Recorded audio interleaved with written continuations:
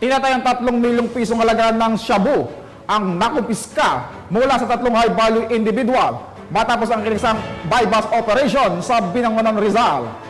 Patuloy naman ang pambansang pulisya sa kanilang laban kontra illegal na droga upang matapos na ang problemang dulot ito sa ating bansa. Yan ang tinutukan ni Patrolwoman Joanna May Rosario.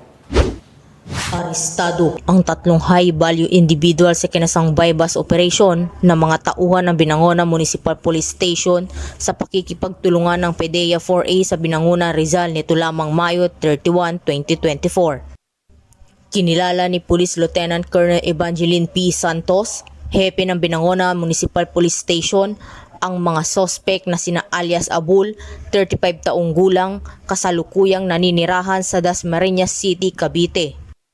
Samantala, ang dalawa ay tubong Marawi City at kasalukuyang naninirahan sa Tanawan City, Batangas na kinilala na sina alias Nor, 27 taong gulang at alias Nora, babae, 36 taong gulang.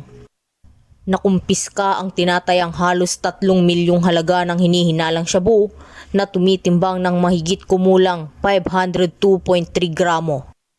Ang mga nakumpiskang ebidensya ay minarkahan at kinuhanan ng mga litrato sa mismong lugar ng operasyon at presensya.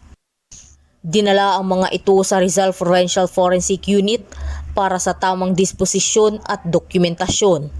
Nahaharap ang mga sospek sa kasong paglabag sa RA 9165 o Comprehensive Dangerous Drugs Act of 2002.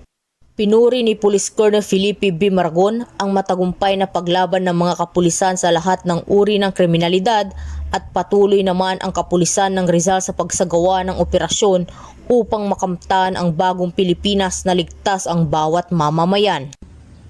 Mula dito sa Calabarzon, ako ang inyong Police News Network Correspondent, Patrolwoman Joanna May C. Rosario, alagad ng batas, tagataguyod ng Balitang Pulis.